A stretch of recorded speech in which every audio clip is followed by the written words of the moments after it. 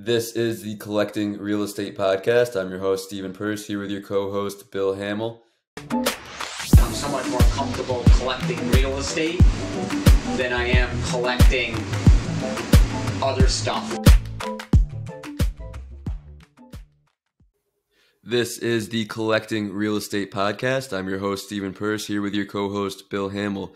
This morning, we interviewed Hendra and Mercy. We touched on short-term rentals, long-distance real estate investing in multifamily, syndications, land development. I don't think there's anything in the real estate investing world that these guys haven't touched on.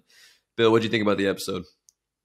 No matter how you slice it, everybody has their own appetite on what they want to invest in, but they explained how important it is to have that all-star team. They make a great team together, complement each other, and they come as a partnership, but they're bringing two valuable people to any partnership they get involved in. Yeah, this was one of my favorite episodes because they touch on the details of the real estate, but then they also get into the stuff outside of the real estate, like the mentality, the networking, and the power of a team. So definitely a must listen. Absolutely. It's not just the deal. It's the team that's operating that deal. Hendra and Mercy, thank you so much for being here this morning. I'm really excited for this podcast. Let's get right into it. And can you tell us how you got into the real estate industry?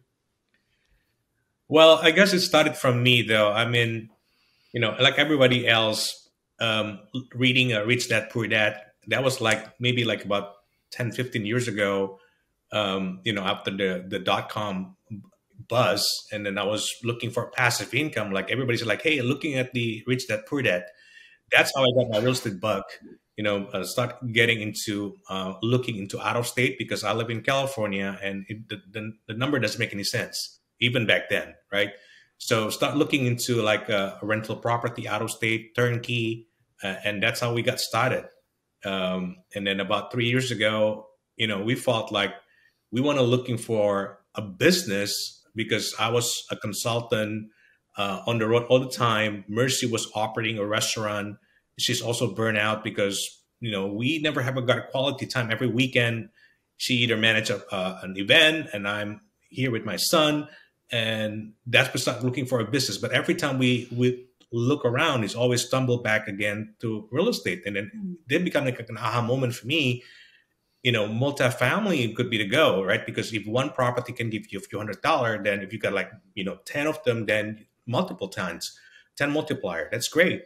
And that's would start looking into multifamily. But the more I look into it, it's more like a business. That's when I asked Mercy, why don't you join with me? Because if you're not coming with me in this journey, I will never going to be able to do it. It's not just like single family that you can buy and then turnkey and got a third-party property management look after it, and then you can be set. This is like a really running a business. And Mercy, thankfully agree and enjoy that journey together since then. No, that's great.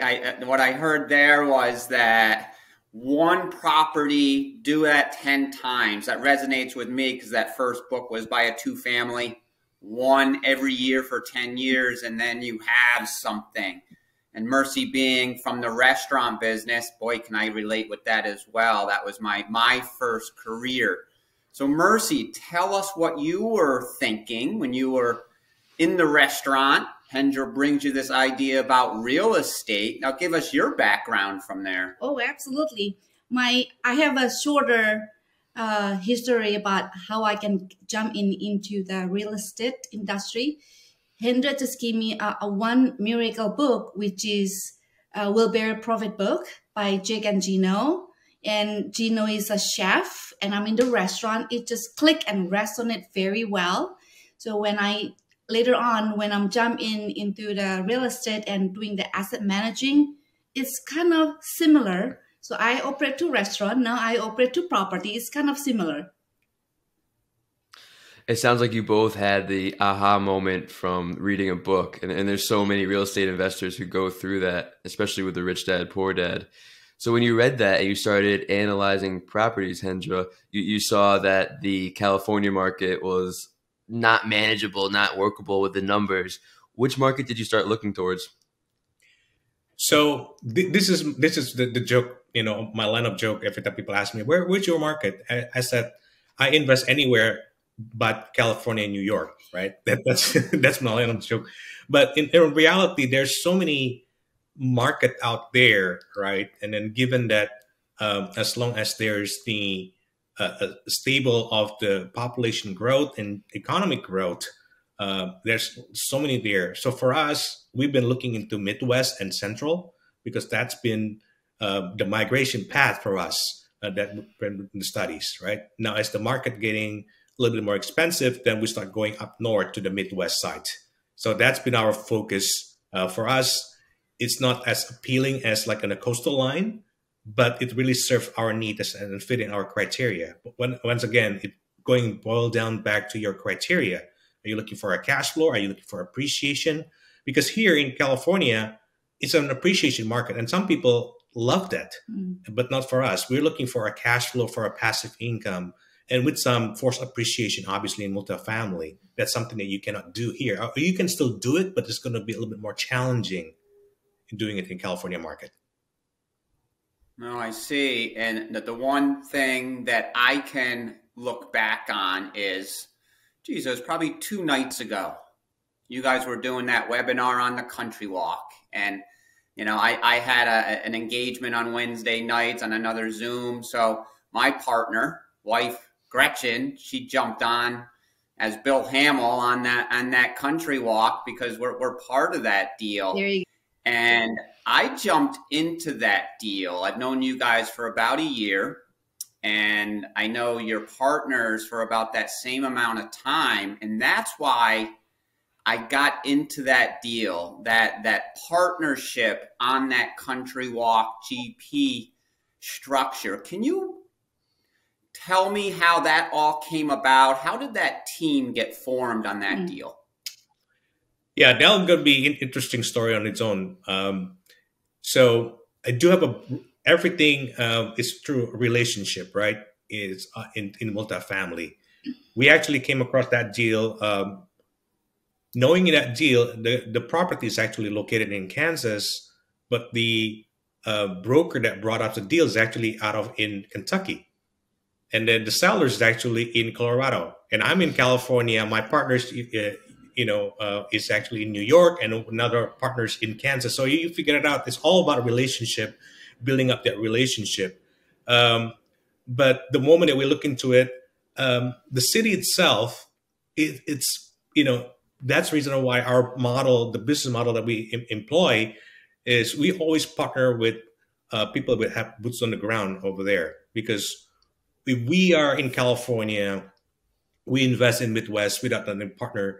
It's just like a blind leading blind, because everybody keeps saying like, oh, it's an off market. It's a great potential without really understanding it. But the data may be supporting it, but without any boots on the ground, it's just very hard to verify that. So with that kind of mindset, we just realized that this property, Country Walk specifically, has a very good potential. It just basically under managed though, because the property management is actually, the owner is actually in Colorado. The property management is actually in Missouri.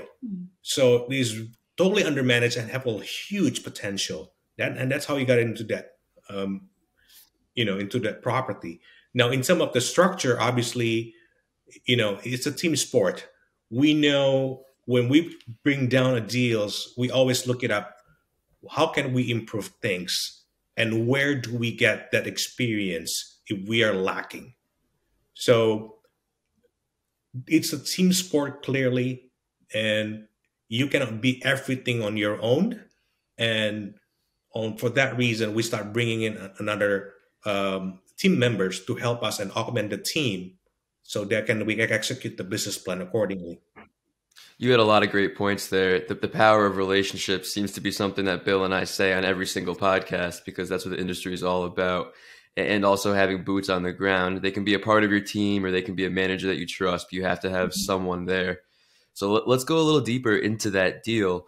Once you had the broker reach out to you with it, you formed a team, you saw that it was being undermanaged. What was next? What did you go in there and change to bring that property to its true market value?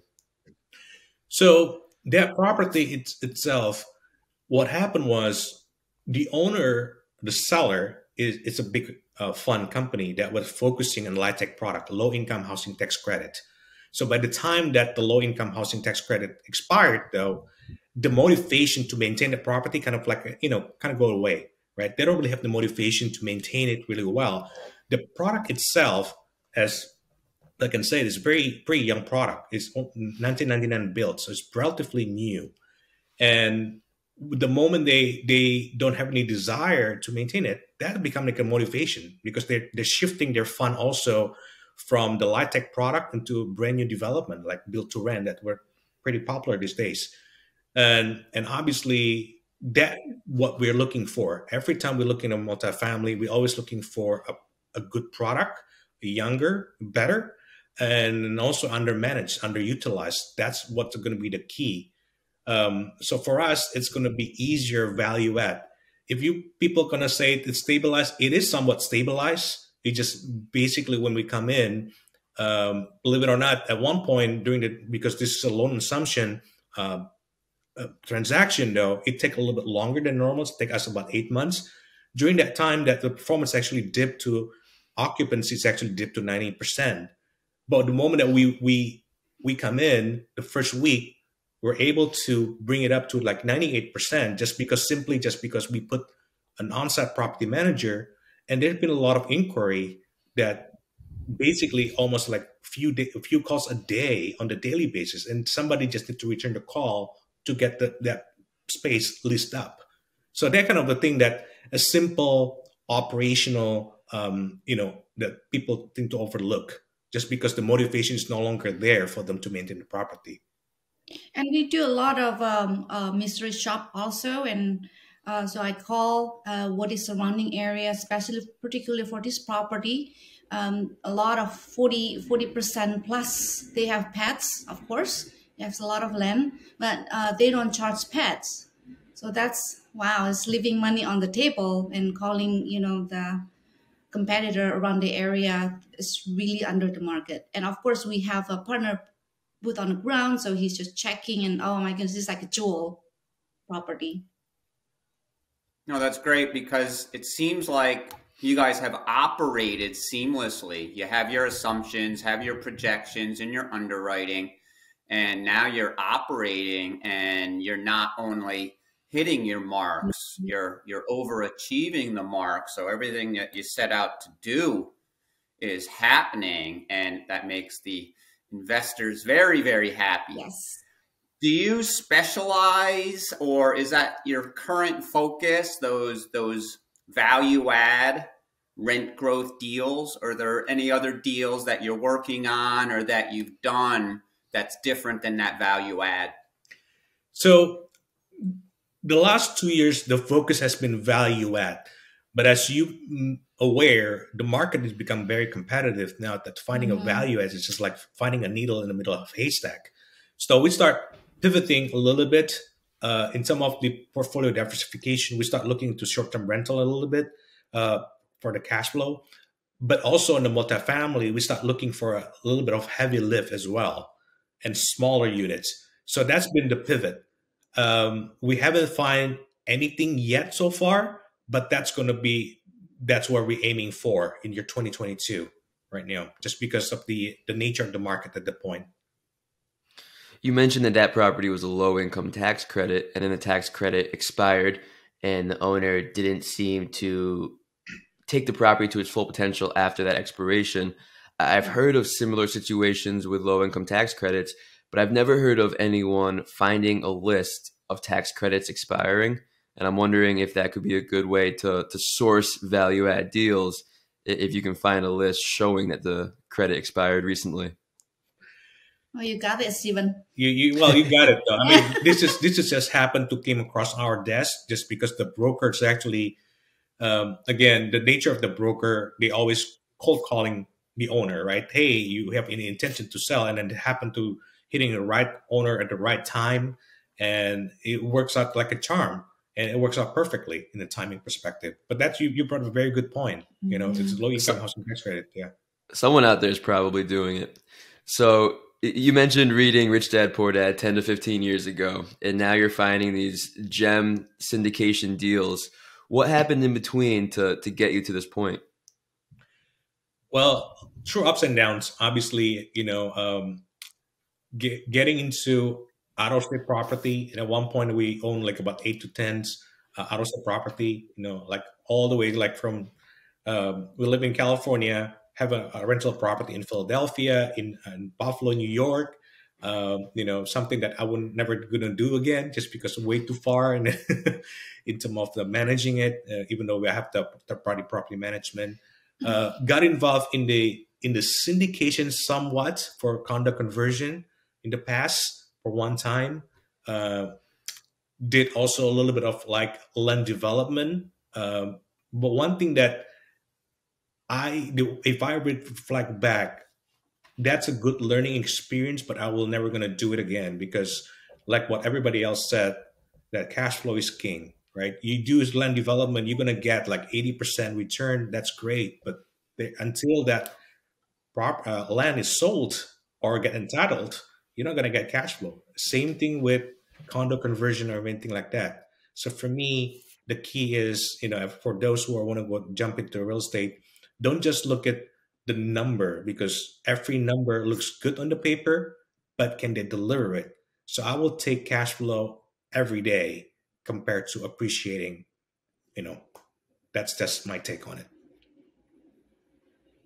No, absolutely. And as you guys being a partnership and you're contacting brokers, looking for deals, different markets, do you guys ever have difference of opinions on what you're actually targeting? What about this? Let's try this. You know, what's that sound like? Let me say my piece first, and then Mercy can jump in on that one, right? All right. So the way our synergy work, typically I'm the one that's gonna be the front person. You know, that's how typically we work as a husband and wife, where I'm actually connecting with people, talking with people, and then Mercy's actually the one in the background that become like the engine. Think about it like a Ford Mustang or Tesla. You know, I'm gonna be look like pretty slick, nice, but she's the battery behind it though. So any newsletter, that everything like that, people, you know, I gotta connect with people. Oh, I got your newsletter. That's pretty good newsletter. Like, seems like I know you better now. Like, well, kudos to my wife. She's the one that wrote it. I'm just the one that the picture on it, you know. But that's how we worked.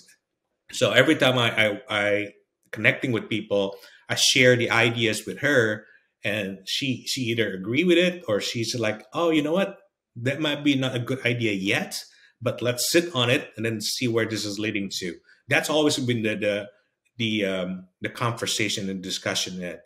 And and sometimes I need to put my twist to it and find a way to be able to convince her like this is maybe a right way to go. So that's usually my take on every time I speak, after I'm speaking with people and networking. Yeah. So I was thinking, we work as a husband and wife. We complement each other, and I know what is my role. I think it's okay to work based on the talent and the gift of, you know, our personality, right? And I know Hendra is more ideation kind of person. He has a lot of ideas, especially when we walk or run, and oh, how about this? How about that? And, okay, and then I'm always been all my life is in the operations side. I always say when Hendra mentioned about idea, in my mind it's going to be in the Excel, right? Number 1, number 2, step 1, step 2, step 3. But it's okay. That's how we work, based on personality, and we don't have to compete, so we can just have to complement each other. Trust me, there's going to be a lot of conversation where it's like, Earth to Hendra, come back to Earth, please. Yes. And that should be that's fantastic. That's a great partnership. But we need a person like Hendra, ideation, so we can move forward bigger and a little bit further. I really like. No, I like that because it comes down to different deals work for different investors. Some people are do appreciation plays that make zero sense to us. Yep. Some do the value add, some do the short-term rentals, and we have to put our heads together, get creative. How can this deal work for us? And, that's what it comes down to. It sounds like you guys are, Hendra, you're doing a lot of that, stirring up the business, having those conversations, and Mercy is putting the numbers together, and you guys are able to say, is this for us or not? Yeah, Exactly. Yep. I like that. You nailed it, Bill. I really like the driver and battery analogy as well. You mentioned having experience in Buffalo and not going back there. Was that just because of the distance, or was there anything else that caused you to not want to enter that market again? Well, that was a duplex deals that many years ago, right? There's almost no appreciation. But funny things like we for example, like many years ago, you can get the duplex like 35,000. It's 1900 built. Funny things right now. Last time I checked, like about 6 months ago, that because of the inflation, the duplex costs about 250,000 now in the same street, which is, it's mind blowing, right? But when we own it for a few years, the price never appreciating. And for us, like, that's good cash flow, but the distance itself and 3 hours differences, and then answering a phone call from your property manager every other week, it's just been a nightmare experience. Given that you get some cash flow, but it's not really scalable enough, to make it worthwhile. And also at that time, we don't have the education, the proper education. We don't know how to find the right tenants, to put qualification. We don't know how to handle the property manager. We just pretty much just give the turnkey property to the property manager to handle it. Yep. No, makes sense. So you've really figured out where you guys fit in on any deals going forward. You're not looking for a two-family in Buffalo anymore. Yeah. What is I know that you're flexible on location, Right. but what unit count, what is your criteria there? Yep. And we all know that there's different buckets, different roles that we can fill on any deal. Yep. So what is your criteria for unit count, and where are you guys comfortable filling roles? Yep. So right now we do have a team in Kansas, especially in Wichita. We do have a team operating over there. We're looking for 20 units and up. That's what we've been looking for in Wichita. The reason is we feel comfortable with our team over there, the property management. We felt like that's a good partnership, good synergy, and we want to go deeper in that market. So that's what been our focus, that market over there. So particularly in Midwest Kansas, that's our market. They want to go deeper. And then as far as filling buckets, are you mostly focusing on the asset management, or once these are acquired, what does your role look like? We've been wearing many different hats, as probably Bill can say. We dealt with the acquisition side, a little bit of also a capital raise side, because we do have a portfolio in Dallas with our partners operator, a large operator, about 1,900 units. And we help with the investor relation. And Mercy is actually the last 15 months has been focusing more on the asset management aspect, though. So if you want to put it in a filling role, I probably on the acquisition side, on the capital raise side, and Mercy on the asset management side. That way. Nice. That's great. So, you guys are one team, but you're filling two different buckets there with the asset management and the raise. Let's dig into that raise a little bit. That's such an important component. I've been looking at for the past year. I do asset management because I was a property manager for so long. At this point, I'm like, why am I doing asset management? Because I really need to stay in my lane, find deals, raise money based on leveraging years in the business. What does raising money look like to you, Hendra? What systems do you use, and what's been effective to raise money deal after deal? So for me, raising money, a lot of people identify like a selling job, which I don't necessarily agree. But for me, raising capital is about offering an opportunity. I think the key important skill is just be able to open up your ear and listen. Because a lot of people think like, oh, so and so have money, maybe a good, that's a good partner to be in this deal, investing in this deal. Well, that's not really true. Going deeper, what they're looking for in that, they have the capital. That's great. That's a good start. But what they're looking for, because everybody's looking at it differently. Some people, Bill, you probably can relate to this. Some people are looking for a depreciation aspect more than the cash flow. Some people are looking for cash flow. Some people are looking for appreciation, because maybe they don't really need the cash flow right now. They want to do it for later on for retirement. So appreciating market is much better fit for them, for their portfolio. So able to listen to them and then able to articulate it that you're offering an opportunity that might be fitting to them, that's going to be a key. Because people going to invest of the relationship, people investing in you because of the trust, not the deal. The deal is secondary. Obviously, the number looks great, but they trust you because you brought in the deal, because they know you first. So for me, relationship, for that reason, that's how you can successfully building that bridge. They're going to be a good, successful capital raise. So many good points in there. You say that you don't think of it as a sales job, but then you explain to me what a good salesman will do, and that's listen.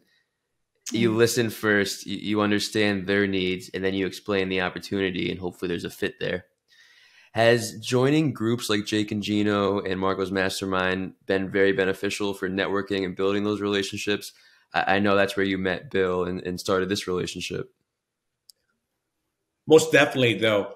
I think the key is not just networking, but you're able to brainstorm, mastermind. Just for example, like, about, was it 8 months ago, Bill, when it was summer last year that we actually was a little bit struggle because our property management are using Buildium and we don't really have no idea how to turn. And then that's how we know Bill, like, hey, Bill, using you Buildium, maybe brainstorm like, hey, can I do this? Can I do that? Oh, when Bill's like, hey, why don't you try this one and this way and this way? So that kind of thing that really providing not just a networking relationship is great, but this providing a deeper understanding and a bounce back ideas like how we can, approach a problem. That's going to be really helping you, catapult your education, right? Because you don't just only just learning from your own experience, but somebody that's experienced and grow from it too. Also, we are meeting with a lot of different industry, in the community. Therefore, they can speak from different angle that that expand our understanding about a situation. No, absolutely. And tell us about, what those communities have done in other areas. Without those mentorship communities, would you be in a lot of these deals or any of these bigger deals? Maybe we'll be in, but we will be fail. Like what we did in Buffalo with no education. Yeah, I think that's really a key, right? Because networking and then also learning it. I mean, we will never going to be in a short-term rental without that relationship, because our eyes will not going to be open, because many times that we got like a very tunnel vision, like, okay, this is what I'm going to do. And then we're so laser focused that we forgot this is a business. Real estate is a business, right? Because I think that the bottom line is everybody in it just to make a profit. Now, the profit can be coming in a different shape and form, whether you're going to be in short-term rental, multifamily, commercial. There are many different ways, or self-storage. But if you're just so focused, and by the way, there's nothing wrong if you just want to get your you're laser focused to get your deal done. But once you get deal done and the market already saturated, you got to start thinking like, how do I make this happen again? That's where the mastermind really playing a very crucial role, because you can expand and broadening your vision there. Like, hey, there are different asset classes. Maybe you can marry things like, between short-term rental and multifamily, or maybe commercial and self-storage and cryptocurrency. That kind of thing, the conversation will never occur until you're part of the community and you bounce back ideas. You need to be creative in order to make things work in a competitive market. Oh, Can we go a little deep? Can we go a little deeper into your short-term rental experience? Yeah. So, this is my partners actually, we met through a community, both MIH Mastermind and as well as the Jake and Gino. We've been talking about like working together. I'm coming from multifamily. He's trying to get in multifamily. He's coming from rehabbing, background. We're trying to try like, hey, how can we work together? We got an investor list. He got a rehabbing experience. We're thinking about doing a fix and flip, but we stumbled across like one property that turned out to be a pretty close to a water and lake in Midwest, and it's a good model for short-term rental because the demand is there and it's allowed by the county too. So we partner up with the JV, and then the model seems to be working great. And that's where the next deal that we just naturally, organically grown into a partnership. Like, hey, you're pretty good in finding a waterfront property and then turn it into short-term rental. Maybe we can just work together. We've been working. We're working actually on our fourth deal together right now. We're all waterfront properties that basically we're going to turn it into short-term rental. So it's going to be good for family gathering or even wedding venues, just because it's pretty sizable property. That's what we've been focusing on. What we're looking for, we're offering is not just a place, but it's an experience, because it's a waterfront. You can get a boat rental, and then, and huge backyard and front yard, a lot of trees. So we can offer a family gathering, office gathering as well, or even wedding, a formal venue as well. That's what we're offering with our short-term rental. Excellent. So when you are approaching those types of deals, whether it be in Kansas or whether it be those short-term rentals, how are you finding these deals? Do you do direct to seller? Or are you just focusing on broker relations? What does that look like? So in Kansas, obviously through broker relationship. So for majority of our multifamily has been broker relationship, even though there's a small percentage is working through a wholesaler. Short-term rental is a little bit different. My partner is actually very good with the direct to seller. He has been working with the seller directly, and sometimes take him about 6 to 8 months time frame before the deals actually start working, put together. For example, like right now, we have one in the pipeline that he's been working since July or August last year, and then finally the seller, after relentless pursuit, the seller was like, "Hey, let's talk," right? So it really varies, though, Bill. We got a different channel, for different deal flow. I think the important thing is having. Oh, go ahead. I'm sorry, but I know that every night he is persistently, talking with the partner who's on the ground, as well as he's keeping in touch with the broker as well, social media, and he's very good.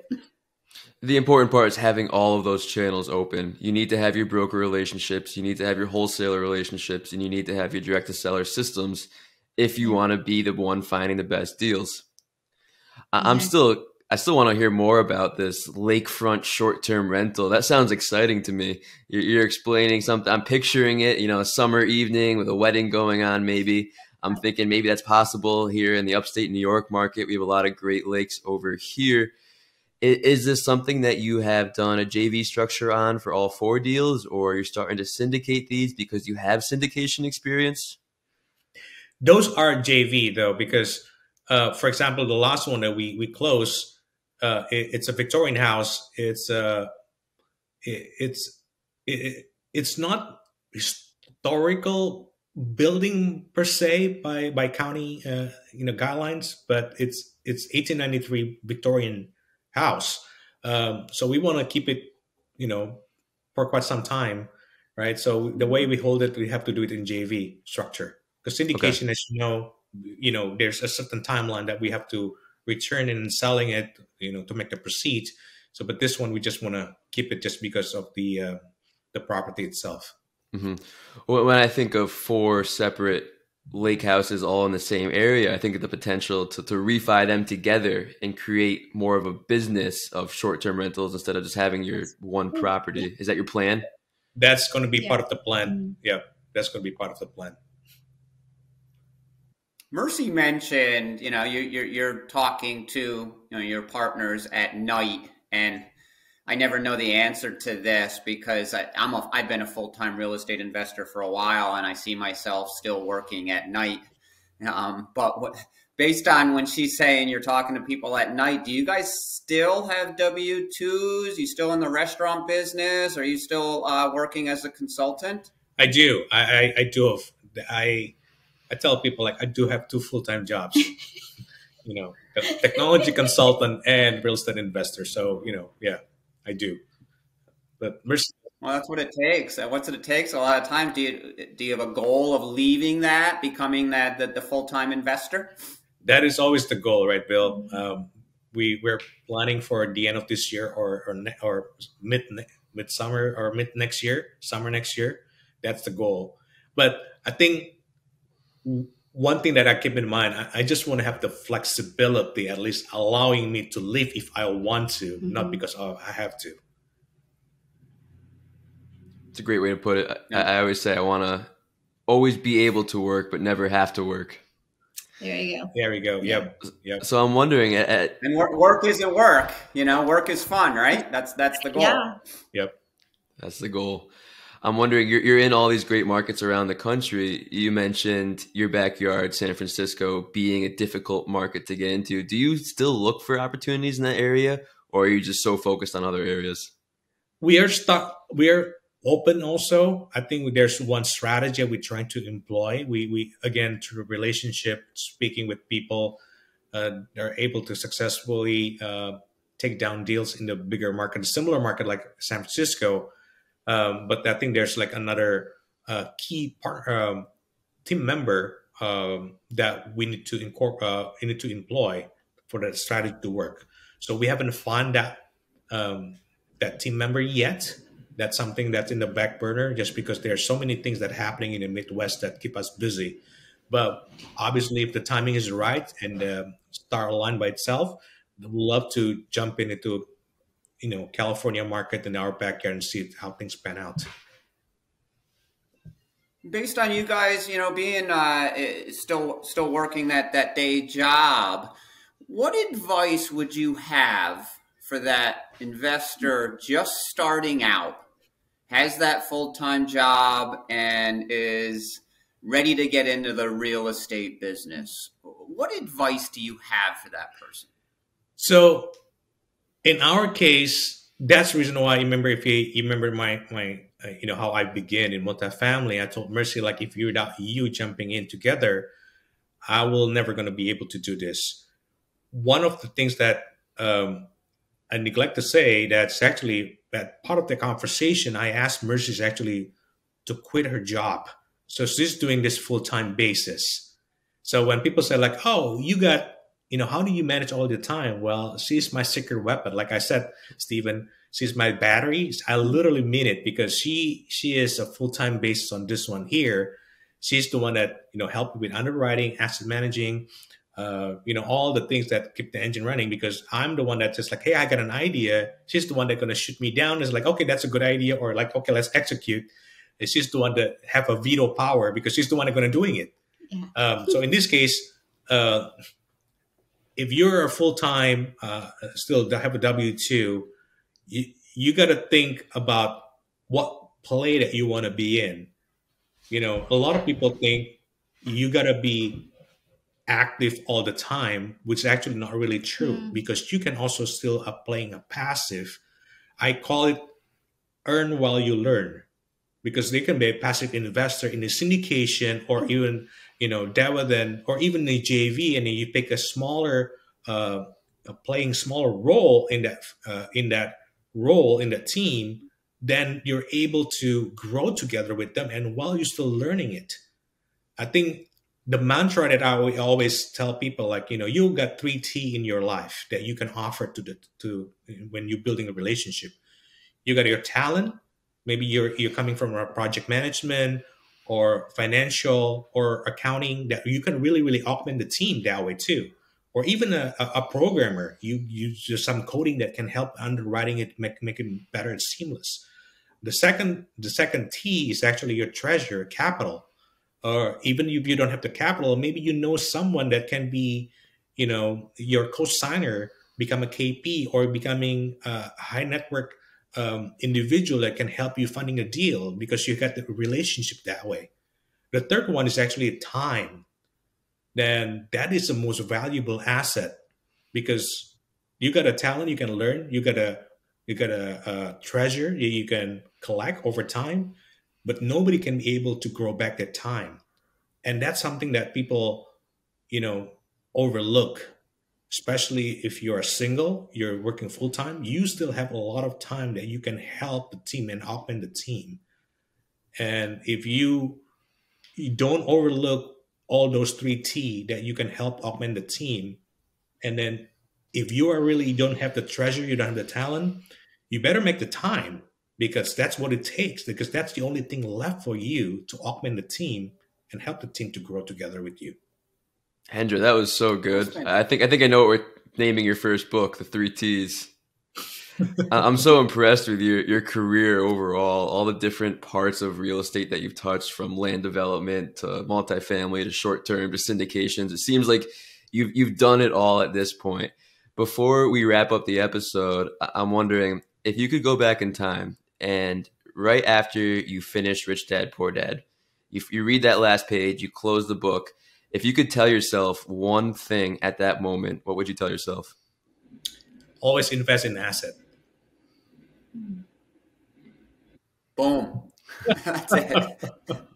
I love your advice. I agree with Steven 100%. That was a great way to break that down. And when you're just starting, you do have limited resources. You're learning, you're taking baby steps, and you can eventually run and get to a point where you keep mentioning Mercy being the battery. So you guys are turned into the human Tesla, I see. That's the fourth T. But there you go. There you go. Equals Tesla. This is the Collecting Real Estate show. So they say you have to have 3 of something to make a collection. So we've got 3 questions for you to wrap this up. And you guys can both answer each question, or at least the first 2, or you can split them up. That's up to you. I'll let you take the stage here. Number 1, what are your 1 to 2 year business goals? Well, for us, we want to be able to invest in a joint venture more. That's because syndication, as good as it sounds, is great, but that's a timeline. But for us, eventually the goal is just going to be owning a legacy wealth. That's something that we can keep it for the next generation, for our son. So that's going to be the goal, always collecting more into JV deals. And also diversification. So it's not just multifamily, but also joint venture, and also business maybe. Number 2, 1 to 2 year personal goals. But for me, obviously, I think I already mentioned that I wouldn't be able to have the flexibility of freedom to say, like, hey, I don't really need this job. I can leave whenever I wanted to. And for me is be able to help other people. I think the more we teach other people, we will amplify what we learn. Therefore, we can become a more solid entrepreneur. You're doing a great job helping people today. Yeah. Absolutely. Love that. How do we or the listeners assist you? How do we contact you? Yeah, well, you can email us or finding us at the Facebook, Hendra Tambunan. You can email us also. For me, my email, hendra@ideaboxcapital.com. I can provide it to you, Stephen and Bill. And then you also can text me or call me. My number is 510-270-2920. Always open for a conversation and helping others. Absolutely. Even if the listener, would like to learn about underwriting, at least what I learned coming from a completely different industry of real estate, I would be more than happy to give some pointer for sure in underwriting. Love that. Appreciate that. No, that's fantastic. We really do appreciate you guys being on the show. Great episode, and enjoy the weekend. Thank you so much, Bill. Thank you for having us, Stephen and Bill. Thank you.